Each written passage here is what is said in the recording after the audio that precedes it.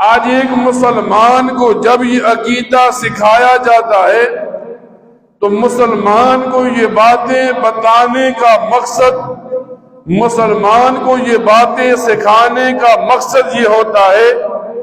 کہ ایک سادہ مسلمان کوئی ایسا عقیدہ نہ گھڑ لے، ایک سادہ مسلمان ایسے لوگوں کے ساتھ کھڑا نہ ہو جائے جن کے ساتھ ملنا ایمان کو ضائع نہ کر دے۔ مثال کے طور پر نبی کریم صلی اللہ علیہ وسلم کے دنیا میں ہونے، پھر دنیا سے پردہ فرمانے کے بعد کچھ لوگ کھڑے ہوتے رہے، عقیدہ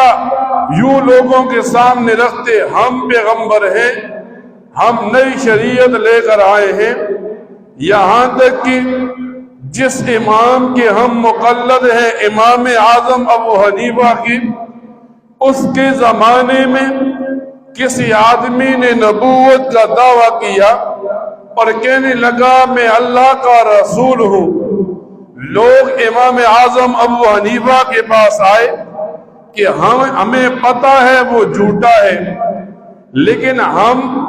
اس کا جھوٹ جاننے پکڑنے کے لیے جاتے ہیں، اس سے نبوت کی کوئی دلیل، کوئی معجزہ مانگتے ہیں۔ تو امام اعظم ابو حنیفہ رحمہ اللہ فرمانے لگے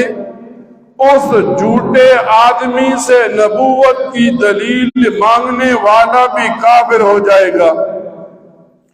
آج ہم جس دور میں چل رہے ہیں،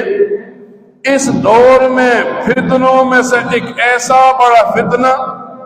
جسے قادیانیت کا فتنہ کہتے ہیں، جو لوگوں کو یہ بتاتے ہیں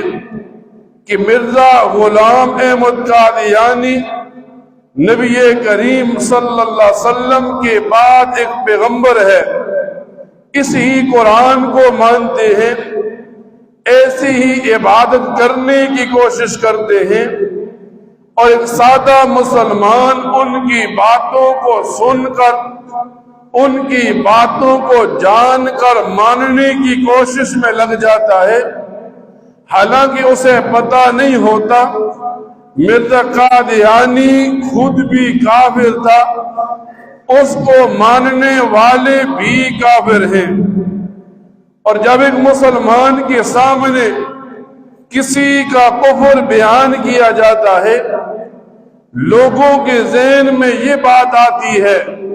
شاید کہ ممبر رسول پر بیٹھا ہوا مولوی، مصلی رسول پر کھڑا نبی کا وارث، یہ لوگوں کے اندر کوئی تفرقہ بازی پھیلا رہا ہے، شاید یہ لوگوں کو دین سے نکال رہا ہے، لوگوں کو دین سے دور کر رہا ہے۔ لوگوں کے سامنے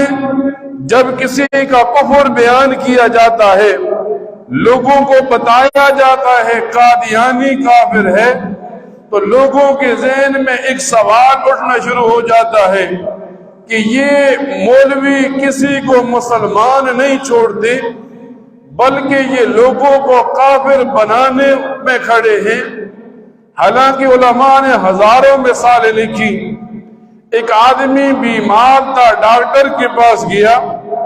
ڈاکٹر نے چیک کرنے کے بعد کہا آپ کو یہ بیماری ہے، تو آپ کوئی آدمی یہ نہیں کہے گا ڈاکٹر نے اسے بیماری لگائی، بلکہ اس نے بیماری بتا کر علاج شروع کر دیا۔ نبی کا وارث جب کوئی بات بتاتا ہے تو وہ کفر اور بیماری بتانے کے بعد علاج بتانے کی کوشش کرتا ہے۔ ہمارے بزرگوں میں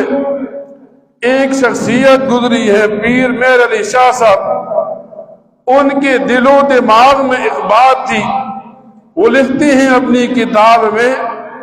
کہ میں چاہتا ہوں جب میں بوڑھا ہو جاؤں،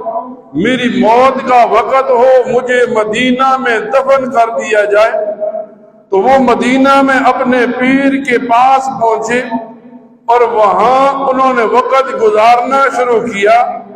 کہ شاید میری موت آ جائے اور میں مدینہ میں دفن ہو جاؤں۔ لیکن پھر تاریخ لکھنے والے یوں لکھتے ہیں، حضرت سید پیر میر علی شاہ صاحب کے ایک پیر ہیں حضرت حاجی امداد اللہ مہاجر مکی، وہ حضرت پیر میر علی شاہ صاحب سے فرماتے ہیں آپ برے صغیر ہندوستان کو چلے جائیں، وہاں ایک فتنہ کھڑا ہوگا اور اس فتنے کے مقابلے میں اللہ تعالیٰ آپ سے کام لے گا۔ پھر جب حضرت پیر میر علی شاہ صاحب یہاں تشریف لائے، قادیانیت کا فتنہ کھڑا ہوا اور اللہ تعالیٰ نے ان سے بڑا کام لیا۔ پھر جب ان کی موت کا وقت قریب آیا تو سید پیر میر علی شاہ صاحب فرمانے لگے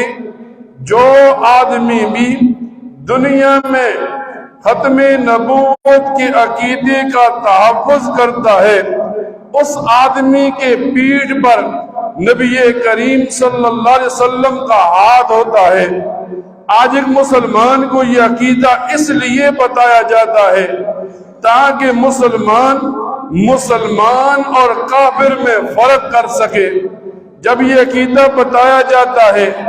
لوگ روز سوال اٹھاتے ہیں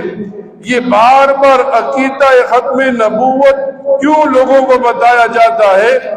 اس وجہ سے آج لوگ انٹرنیٹ کے زمانے میں لوگوں کو سنتے ہیں اور ایسے لوگ وہاں بیٹھے ہیں جو ایمان کے ڈاکو ہیں۔ ایک مسئلہ ایک مسلمان نے سنا کسی قادیانی کا، اسے مان لیا، پھر دوسرا سنے گا، یہاں تک کہ ایک وقت آئے گا کہ وہ مرزا قادیانی کو نبی ماننے کے لیے تیار ہو جائے گا۔ اب یہ مسلمان صرف کافر نہیں بنے گا، شریعت مطالعہ اسے مرتد کہے گی، اور شریعت میں مرتد کا ایک ہی حکم ہے کہ جب اسلامی شریعت ہو ایسے آدمی کو قتل کر دیا جائے۔ تو عقیدہ ختم نبوت ایک مسلمان کو اس لیے سکھایا جاتا ہے کہ یہ عقیدہ ضروریات دین میں سے ہے، اس وجہ سے کہ ایک مسلمان کے لیے نبی کریم صلی اللہ علیہ وسلم کی ذات کو ماننا، آپ کی ذات سے محبت کرنا، آپ کی ذات پر ایمان لانا، پھر اس کے بعد نبی کریم صلی اللہ علیہ وسلم کی صفات کو ماننا، صفات کو ماننے کے بعد ان کے ساتھ محبت کرنا، صفات پر ایمان لانا ایک مسلمان کے لیے ضروری ہے۔ اور جب ہم نے اللہ کے رسول نبی کریم صلی اللہ علیہ وسلم کو نبی مان لیا، اب آدھا ایمان ہو گیا۔ جب آخری نبی مان لیا تو ایمان مکمل ہو گیا، اور جو مسلمان یہ ایمان لے کر قبر میں جائے گا، جو مسلمان یہ ایمان لے کر میدان محشر میں جائے گا، کتنا بڑا گنہگار کیوں نہ ہو، ایک دن اس کے لیے جنت کا دروازہ کھول دیا جائے گا۔ اللہ تعالیٰ سے دعا کیا کرے